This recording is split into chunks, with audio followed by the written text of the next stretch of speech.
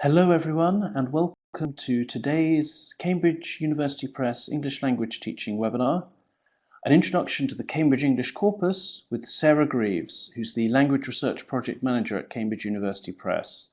Now this is the last of our webinars this year, but we've got a lot of webinars coming up next year. We've got some of them already listed on our website, on the events page on the cambridge.org site.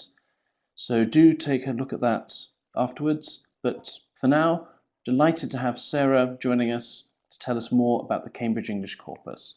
Okay, over to you, Sarah. Okay, hi everyone. It's really lovely to be here. Please feel free to ask any questions if you have any using the chat box. I can either answer them during the presentation or in a question and answer session at the end. So we'll be doing this as a bit of a question and answer session for the main part of it. So to start off, Sarah, what actually is the Cambridge English Corpus? Well, I think probably the first thing to say is what is a corpus? Some of you might be familiar with this term, you might have come across it in your teaching, some of you might not be familiar with it.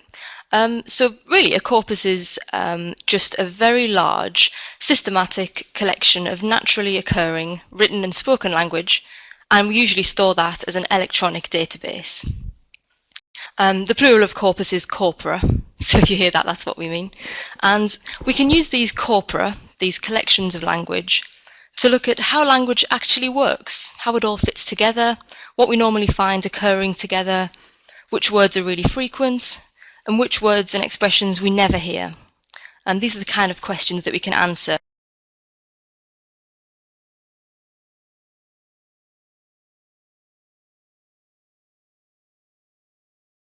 There's a slight problem with the sound there. Okay, I think that's now... Okay, Sarah, you...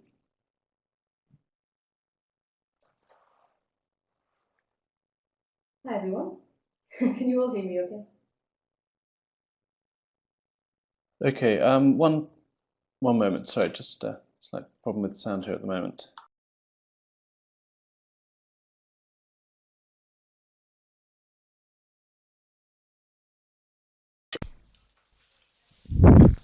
Hi everyone, sorry about that. Can you all hear me okay? Okay, so as I was saying, a corpus is just a very large collection of language, and the Cambridge English Corpus is one of these collections of language. It's put together by Cambridge University Press, and the project's been running for over 20 years now, and we're adding more and more language to this database every day. So I've said here that a corpus needs to be very large. So just how big is the Cambridge English Corpus? Well, it's pretty big. As I said, it's been going for 20 years. We're continually adding to it. And currently, all of the samples of language in the corpus add up to around 2 billion words. 2 billion words. It's quite hard to get your head around what 2 billion words actually looks like. It's quite hard to picture 2 billion of anything. But if you look at it in a different way, if we printed out the whole of the corpus, we printed out all of these samples of language in size 12 font and on single-sided paper, and we stacked all of the paper up, how tall do you think it would be? All of these 2 billion words. Anyone have any ideas? Maybe as tall as a person? Maybe as tall as a building? It would actually be almost as tall as the tallest building in the world. So really quite tall. Hopefully it'll give you some idea of the scale that we're talking about. 2 billion words, it's a massive amount of language. And this makes it a really, really important, really useful resource for us here at Cambridge University Press.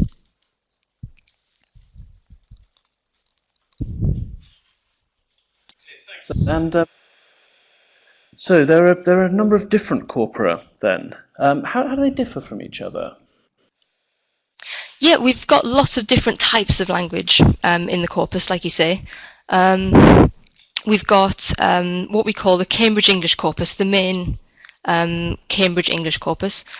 And this consists of 1.8 billion words of what we call expert speaker English. So this is language used by people whose first language is English, or people who have a very high proficiency in English. And this section of the corpus contains things like newspaper reports, journal articles, radio broadcasts, right through to things like emails, texts, tweets, and things like family conversations over dinner, through to business meetings, all kinds of different sorts of English. And we use this to find out how English is really being used today. So, like I said at the beginning, we can find out which words expert speakers of English are using most often, which words they're not really using anymore, which words are going out of fashion. These are the kind of things that we can find out with the Cambridge English Corpus. And this is obviously extremely useful for us when we're developing ELT materials, because it's no use if we teach learners things that aren't very frequent. That's not very useful for learners. We want to teach them exactly the language that they're going to hear in an English-speaking environment. So this is what we use the Cambridge English Corpus for. Something else that we're really excited about at Cambridge University Press is the Cambridge Learner Corpus. And this consists of 250,000 exam scripts from Cambridge English Language Assessment English exams. So things like CET and PET exams, some of you will know those, right through to advanced and proficiency exams. We're also interested in the business suite of exams, preliminary through to higher. Also things like the law and finance exams, the whole range of the Cambridge English exams. And like I said, this is something that we're really excited about at the press because no other publisher has anything quite like this. 250,000 exam scripts, which is a massive collection. And this is really, really useful for us because it means that we can find out which areas of language learners can do really well. So for example, we can say which learners taking the PET exam, what can they do really well at that level? And also we can say what kind of things do they struggle with? What kind of things are really difficult in English for different levels, different types of English? We can analyse the language used in these exam scripts and find out the real problems that learners are having. Not the kind of problems that we as teachers might think they have. We can get real empirical evidence about the problems learners have and make our materials better. We can tackle these problems and make sure that we have lots of practice examples, lots of materials in there to really help learners tackle these common problem areas. And like I said, really just make our materials really focused for learners so that they're not wasting time on things they can already do really well. And one other area that we've got is the English Profile Programme. Again, some of you might already be familiar with this, but really this is a research programme which is looking at what the Common European Framework means for English and building on the can-do statements that you find in the European framework, but always looking at what that means for learners of English. And I'm going to be talking a bit more about English Profile later on, about how you can make use of it in your teaching. Okay, thanks. Now about real-life English language usage. What does the corpus actually tell us about that? Yeah, well, the corpus is really useful if we're thinking about real-life English language usage. Like I said, one of the things the corpus can do is tell us about which words and phrases are the most frequent in English and hence the most useful for students to learn. And it's a good way of getting to this information because often it's really difficult, even as native or expert speakers of English. It's actually quite difficult to think of lots of examples of English off the top of your head. So if we have a look at a quick example then. Imagine you wanted to teach some similes to maybe an advanced class. So in particular the type as adjective as a noun. So for example, as quiet as a mouse. Yeah, lots of similes like this. And if you think, how easy is it actually to think of lots of different examples of these? How easy is it, once you've got some examples, to think about which ones are the most frequent and hence the most useful to teach your learners?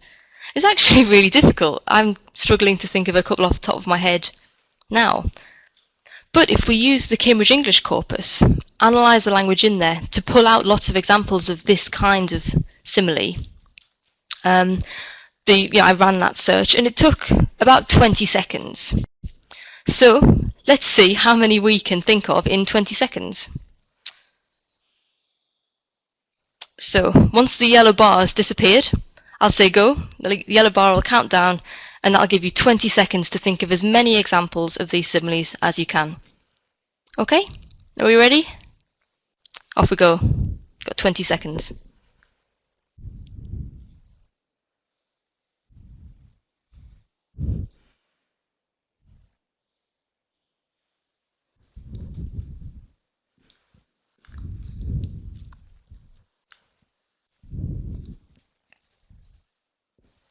Oh, we've got some fantastic examples here. As cool as a cucumber, as good as gold, we've got a couple of times, as thin as a rake.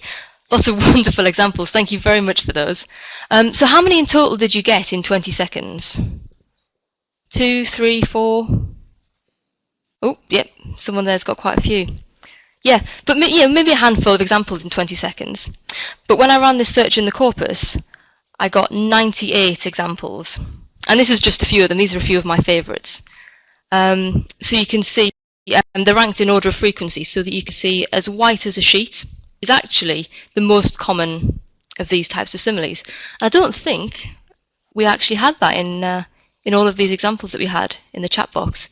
So it's actually really difficult. While you can think of 2 or 3, this is a really good, really quick and easy way for us to get evidence about the kind of, which language is most frequent, hence which is the stuff that we should be including in our books, which is most useful for learners. So how do you actually manage to keep records of spoken English? Yeah, that's a really good question. Because if you think about, I said that a corpus has to be stored electronically. It has to be stored as digital language. And if you think about lots of written language now, it's already digital language. If we think about things like websites, lots of newspapers there's online versions of, we send lots of emails, we write all our essays digitally now. So actually, they're in a format that we can already analyse. But if we think about spoken English, say you're having a chat with some friends, that language is it's gone, it's in the air and then it's gone. So it's actually really difficult to collect spoken English. There's a lot more stages involved in the process. But as you as teachers know, spoken English is really, really important for learners. It's often the first thing that they want to learn. They want to be able to communicate in English. So this is something we can't ignore. We need to make sure that we're researching spoken English, how it's different from written English, and the really key things that learners need to know. So we can't just ignore the challenge. We need to find a way of capturing how people are really speaking in English today. And the way we do this is we record language, examples of language. So we've had various projects looking at everything from casual conversations between friends, chats over dinner, right through to formal business meetings and everything in between. So we record the language first, and then we have a team of transcribers who type up everything that's said in those recordings and put in lots of tags and linguistic tags, so that then we've got it in a digital format. And then at that point we can start to analyse the language, find out, answer questions about spoken English. And spoken language is really, really interesting as well, because as I'm sure you know, this is where language change happens the fastest. People are always coming up with new ways of expressing themselves, new ways of saying things in their speech. So we need to make sure this section of the corpus, this spoken corpus, is continually updated. We need to make sure it's right up to date, because it goes out of date so quickly. People are saying one thing one year, then quickly they've changed how they're expressing themselves. And we've actually got a project on the go at the minute that we're really looking forward to, we're really excited about, and it's called the British National Corpus 2014. And this is a collaboration with Lancaster University in the UK, and we're actually looking for people to send us their recordings. I mentioned that we need to record examples of conversations in order to put them into the corpus, and this is what this project's all about. And in this project we're looking for native and expert speakers of British English, because that's the type of English we're interested in for this project. So if you think that you might be interested in making recordings of native and expert speakers of English, please do get in touch with us. I've put the email address on the slide there, and we can also send that to you later on. And so you can make all of the recordings on your smartphone, you don't need any special equipment, and we'll even pay you £18 for every hour of good quality of the recording you can send us. So it's a really great thing to be involved in, and we'd love to hear from you if you'd like to get involved. So please do send us an email on corpus@cambridge.org. Okay, thanks. So how does Cambridge actually use the corpus in its product? Yeah, in lots of different ways. I've got a few examples here to have a look at, but this really is just a handful of ways. We use the corpus in all kinds of different ways at Cambridge University Press. It's a really, really useful resource. For the editors here, for the authors that we work with. So yeah, this is just a handful of the kind of things that we can do with the corpus. So first, let's have a look at the Cambridge Academic English course. I don't know if any of you are familiar with this. Some of you might have used it either in your own learning of English, or maybe you've taught a class using this course. This is a skills course for students who are preparing for university. It's intermediate to advanced level, and yeah, preparing for university study in English. And yes, this is a course that was really informed by corpus research. It's got lots of tips and lots of exercises all the way through the course, informed by research using the Cambridge English Corpus. So the word conclusion is obviously a really important word for academic English. And it's really important for students to learn this word and what it means. So they could go to a dictionary and look this word up and find out what it means. But it isn't really that much use for students to have a word in isolation. They really need to know which words come around that word, how they can put it into a sentence, how they can include it in an essay or a thesis. It's no good just having the word by itself. So we were interested in verbs which appear just before conclusion. So verb plus conclusion or conclusions. So, for example, justify conclusions. Yeah, so the verb just before that word. You might guess what's coming next. We've got a bar here, and again I did the search and it took around 20 seconds to come up with some verbs that might come before conclusions. So again, if you have a think, I'll give you 20 seconds, and when the yellow bar's disappeared, I'll show you what the corpus came up with. We all ready? Okay, off we go.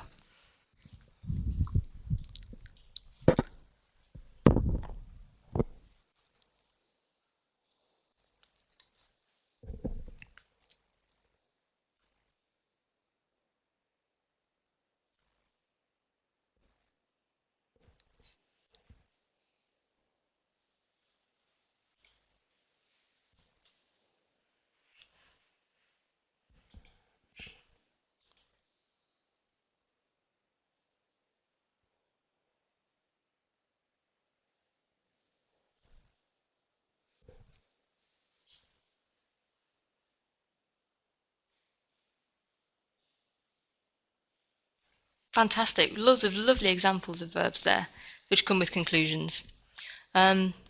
So again, we want to think about which of these are the most common, which are the most useful for learners.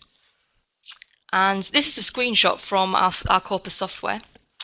And you can see right up at the top here, the verbs which most commonly appear with conclusion are draw, reach, and support. And we had quite a few of those in the list, so well done everyone who got those. And you can see below some other verbs which appear with conclusion as well. But these are the really useful ones, the really important ones that we want to teach to learners. And so the authors of this course made sure they included a section on collocations with conclusion. And just in the yellow box here you can see research shows that in the academic written corpus, the verbs draw, reach and support are commonly used with conclusion. The noun comes after the verb. Yeah, so this is all really, really useful stuff for learners. It's not enough just to teach what conclusion means. We need to teach them how to include it in their writing. So let's have a look at another course now. This is Business Advantage. So it's a unique syllabus combining business theory, practice and skills. It's got lots of contributions in there from leading business schools and institutions, and lots of interviews with company CEOs, really prominent business people. And it's actually really exciting for us as well on the language research team, because it's the first business course to use a spoken business English corpus. So not just looking at reports, business emails, but also recordings of business interactions, spoken business interactions, which is really, really useful for people learning English, because that's often how people are communicating. So if you were teaching business English, say, and you came across these two words, and your students asked you what's the difference between a tactic and a strategy, how might you go about explaining that? It's actually pretty difficult to sort of pull apart what the meanings are. To even native and expert speakers find it really difficult to think about what the difference is and how you might explain that to your learners. But it's really important to know the difference. So you might start to think about, well, which words come with each word. But actually, that's really difficult to think about. It's difficult to think off the top of your head about which words most commonly appear with these words.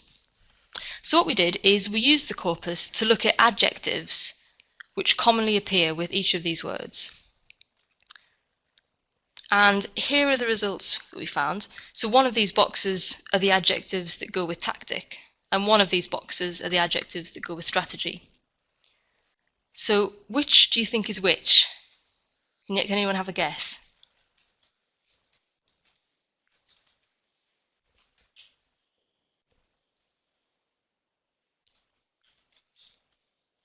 And can anyone notice any patterns in these words? Anything that the purple words all have in common, and anything that the orange words have in common? They're quite different in terms of the associations of these two groups of words. Yeah, lots of people having guesses there. Well, here's the answer. All of the purple words are the ones that come with strategy, and the orange words are the ones that come with tactics. So what we find is that strategy is commonly found with either neutral adjectives or positive adjectives. So planned strategy, coherent strategy, these are really good things. But we actually find that tactics come with quite negative adjectives. So dirty tactics, underhand tactics, illegal tactics. So it's a far more negative word. And when we first put those two words up on the slide, it's really difficult to realise how strongly tactics is used when we're thinking about something underhand, something not very good in business terms. Whereas when we're using strategy, we're thinking about really positive things, a good strategy. And this is really useful for learners to know when they're learning business English. And we can use this corpus information to create exercises. So here's an example from Business Advantage. And really, we're just asking learners to do something similar to what I've just asked you to do. And we've given them lists of adjectives and said, which one do you think is the list that partners with strategy and which one partners with tactics? And then a kind of guided discovery exercise, really, saying these two are often described in dictionaries as planned ways of doing something, but what's the difference between them? Use the word partnerships to help you work out the answer. So quite similar to what we've just been doing, and we can put that kind of exercise into our books and help learners to make distinctions between words.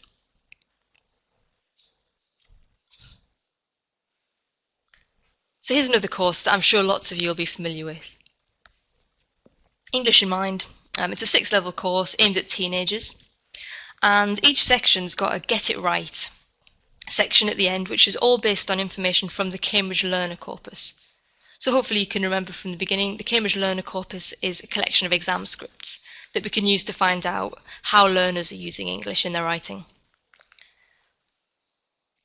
So for example, in the B1 level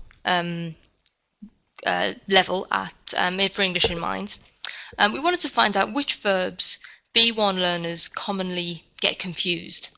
So here we're not thinking about verb tenses, we're thinking about places where learners have chosen one verb, but actually they should have used another verb.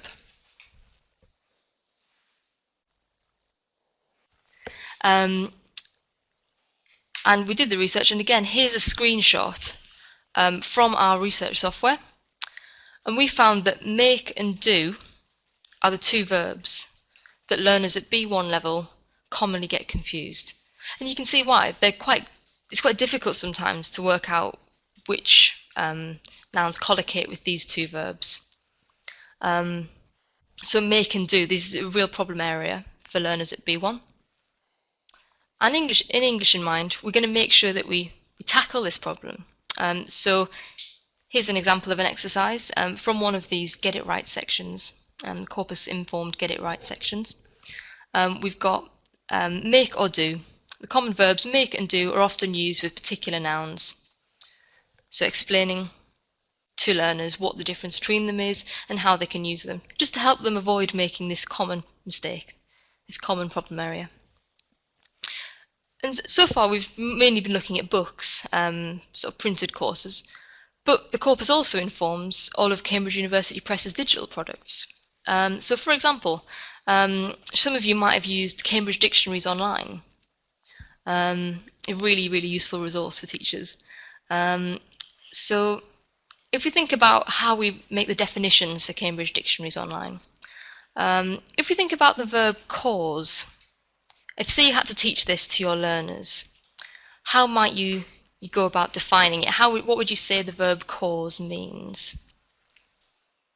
Well, I was kind of struggling to put into words what the verb cause meant, so I googled it, and I got this definition: to be the cause of or bring about.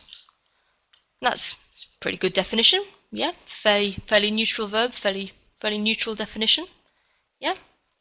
Well, when I used the corpus to investigate a bit further, I decided to have a look for things which we commonly say are caused. So cause plus a noun. And I found something really interesting. Here are some of the things that we most commonly say are caused. Can you see any patterns? Not an awful lot of very nice things in there, yeah? In fact, some really, really horrible things. We normally use cause when we're talking about really negative things. And this is really difficult, even as a native or expert speaker of English. It's really difficult to put your finger on exactly what it is that makes this happen. Why are we doing this? But it's something that it's important for learners to know. If they're going to be using this word, they need to know how it's typically used. So here's the definition that we had. And this is the definition from Cambridge Dictionaries Online. The reason why something, especially something bad, happens. So we've brought in that negative meaning, making sure that we're giving learners a complete picture of how that word's working.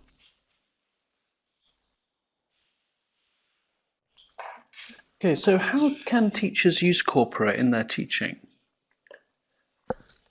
Is it something they can easily bring in and get benefits from?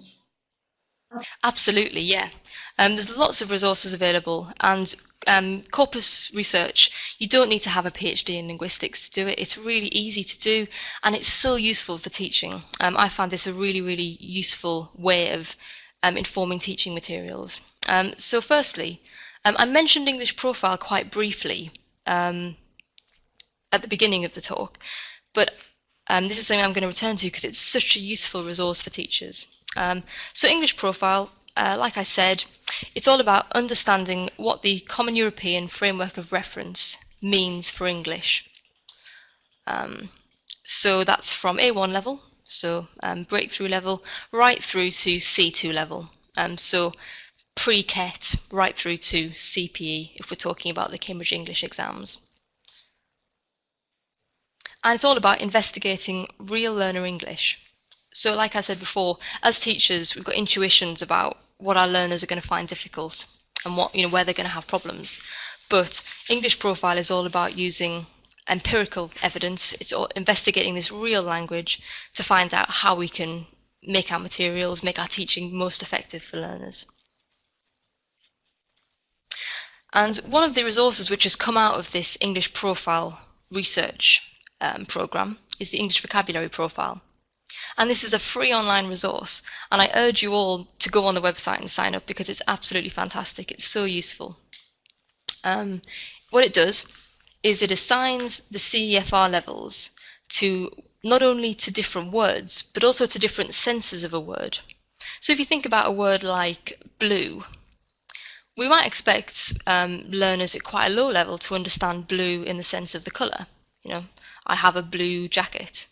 That's a fairly basic thing to understand about the word blue.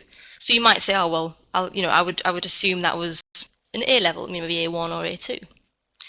But actually, when we think about the word blue, there's other meanings. If you think about, oh, I'm feeling a bit blue today, that's slightly harder. We wouldn't necessarily expect a learner at A1 or A2 to understand that meaning of the word blue. So what the English vocabulary profile does, it assigns more than one level to that word. So it might have A1 or A2 for the colour blue, and then a higher level for the sense of feeling blue. There's also audio pronunciation on the English vocabulary profile, and real learner examples. And this is great because sometimes it is difficult to think about, well, how is my learner going to use that word? But we've got some real learner examples in English profile, and they're all taken from the Cambridge Learner Corpus, this collection of exam scripts that we've got.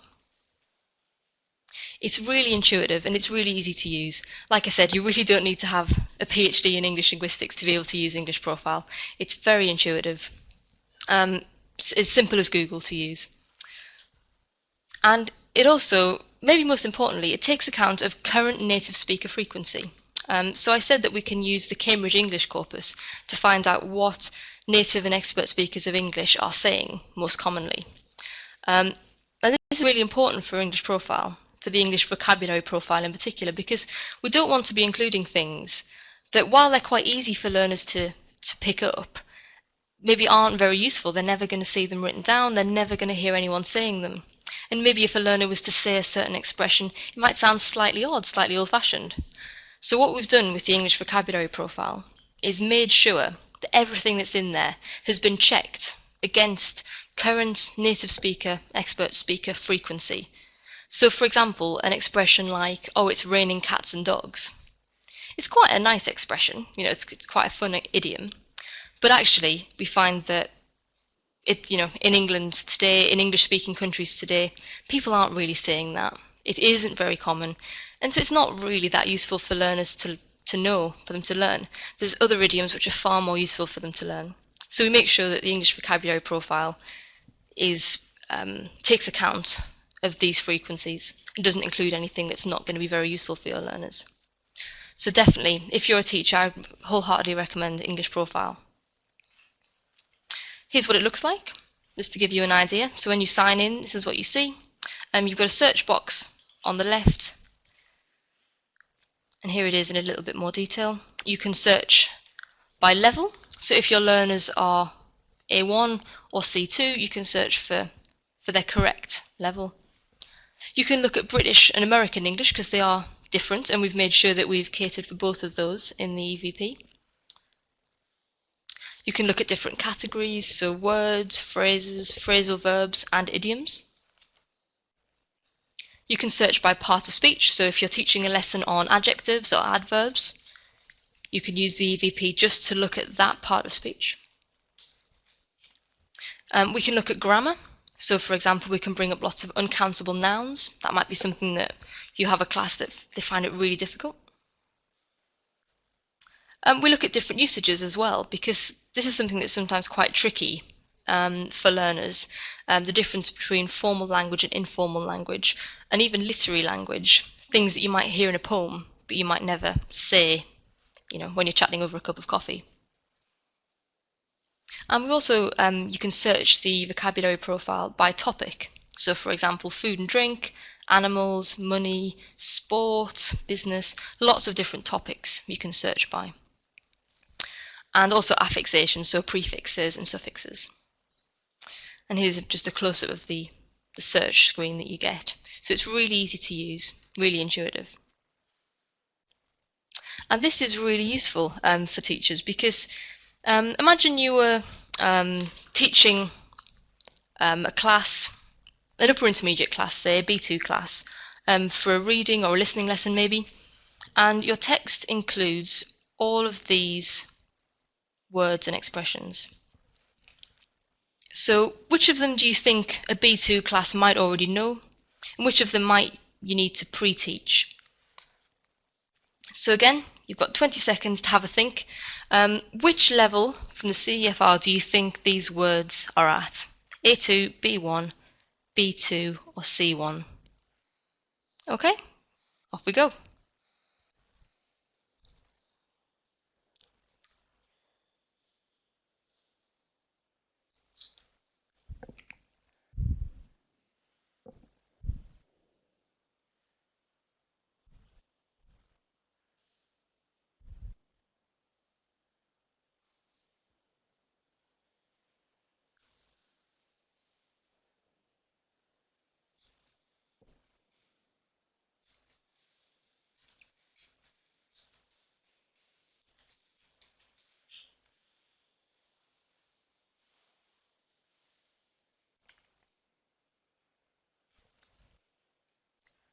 Okay, lots of different ideas coming up here. So these words are all at different levels in the CEFR. Some of them are A2, some of them are C1. So password is B1, store is B1, install is B1 as well, but hard drive is B2, so it's slightly more difficult. Maybe a B2 class, they might know hard drive, you might need to pre-teach it. Software and memory, they're both A2 in the English vocabulary profile, so you could probably expect an upper intermediate class to already know these words. Backup, B2, slightly harder, but spam, that's C1. I think someone guessed that correctly in the chat box. This is a slightly harder piece of vocabulary. You wouldn't necessarily be able to expect upper intermediate learners to already know this, so this might be a word that you want to pick out of your text, pre-teach, or make sure that that learners are familiar with this idea. So this is a really useful way of checking a text that you might be using in a class, making sure it's appropriate for your learners. Another really useful thing that you can do with English Profile is bring up word lists. So let's stick with computing for the minute, stick with the same topic. But say you wanted to create your own text, you don't want to use text that you found somewhere or from a course book, and you want to include lots of really useful vocabulary for a class, an intermediate level class, say a B1 class. What you can do is bring up word lists, like the one on the screen. This is just part of a word list. This is all of the technology language at B1 level. So you can go through, have a look, pick out some words that are useful for your text, make sure that you include them. You might want to teach some of them. Lots of things that you can do with this kind of word list. You could even just give your learners a word list, but this is such a quick and easy way of creating lists by topic and by level for appropriate for your class. Really useful for teachers.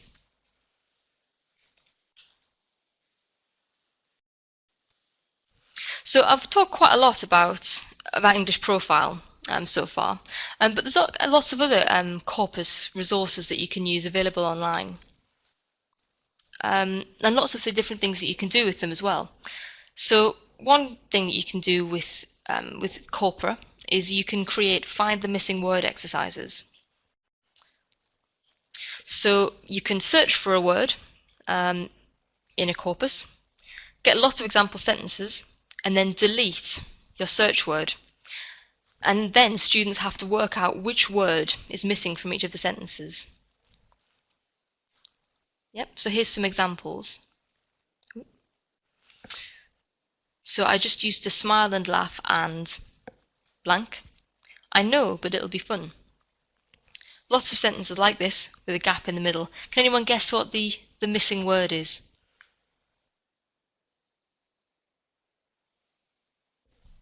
Anyone guess in the chat box? Very good, William Morgan. Yeah, the missing word is say here. There we go, it's filled in. But this is, a really useful way of creating exercises. If you're teaching some words in a class, you can go onto this website here, corpus.byu.edu, and there's lots of freely available corpora on there.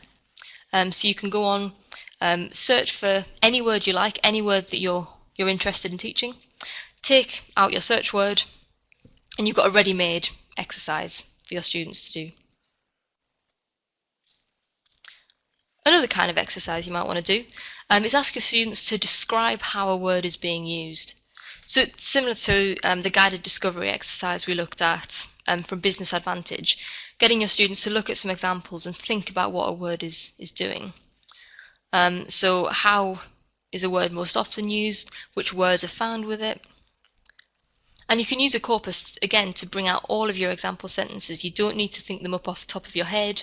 You don't need to worry about whether they sound natural or not, because everything in this corpus, available corpus.byu.edu, they're all naturally occurring examples. None of these are made up. So you can go on, bring up some example sentences, and ask your learners to work out what a word's doing. So this is for the word at, but again, you can pick any word that you like, any word that you're interested in. Another really useful resource I've used here, if you Google Lex Tutor Concordance, you'll get lots of very useful corpus resources. Again, they're all freely available to use, really useful for teachers.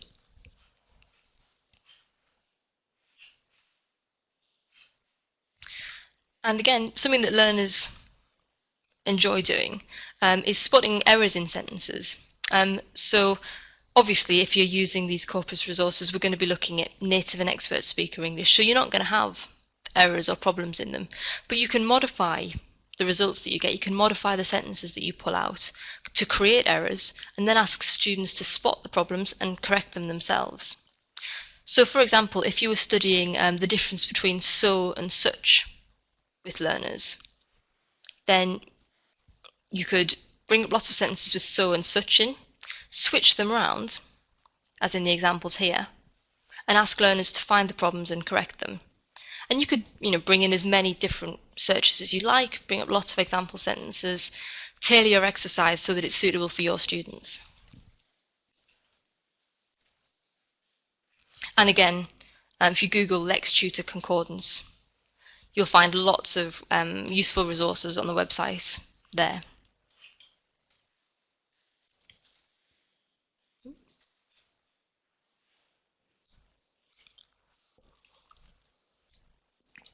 Okay, thanks. I would like to finish off with something very sort of seasonal and Christmassy. So I was wondering if you could tell us a little bit more, please, about the corpus's top 300 words of Christmas. Absolutely. So lots of the things I've been talking about are quite serious things, grammar and lexis, but actually we can do really fun things with the corpus as well. So what we did, we used the corpus to find the words most commonly found with the word Christmas. So these are things that people associate with Christmas, things they're talking about when they're thinking about Christmas. And we made this into a website. And if you go to the URL that's on the slide there, you can go and see all of our Christmas words, our 300 words of Christmas. But we're also really interested in what Christmas means to you. So this is your chance to contribute to our corpus. Once you've looked at all of our words and scrolled right down to the bottom of the website, there's 3 boxes. You can see a screenshot on the slide. And we'd really like you to go onto the website and type in your top 3 words of Christmas.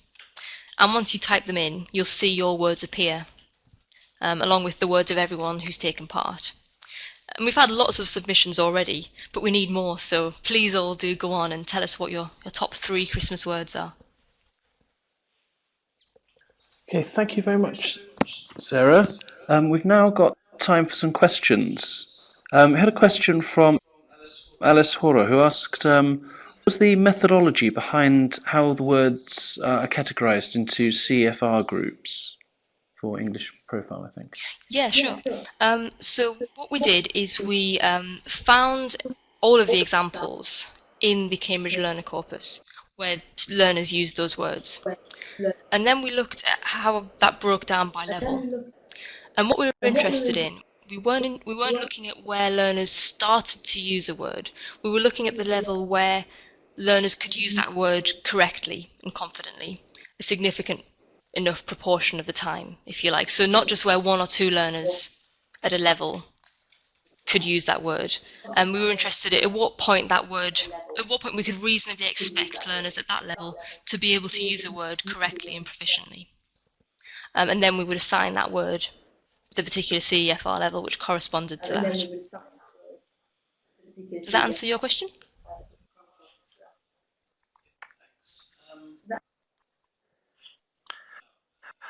Okay, thanks.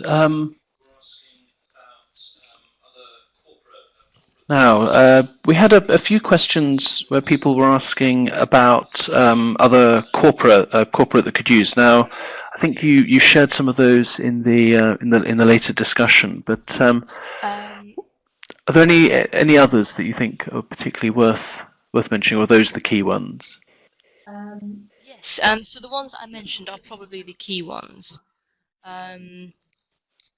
You can definitely go on and have a look. And there's lots of they're just websites where lots of corpora are kind of stored, if you like. So if you notice things like the British National Corpus, this is a really great corpus to use. So you can go on and use that. Lots of other freely available corpora, all stored on those couple of websites that I mentioned. So yeah, they're probably the best places to start when you start thinking about corpus research. Yeah.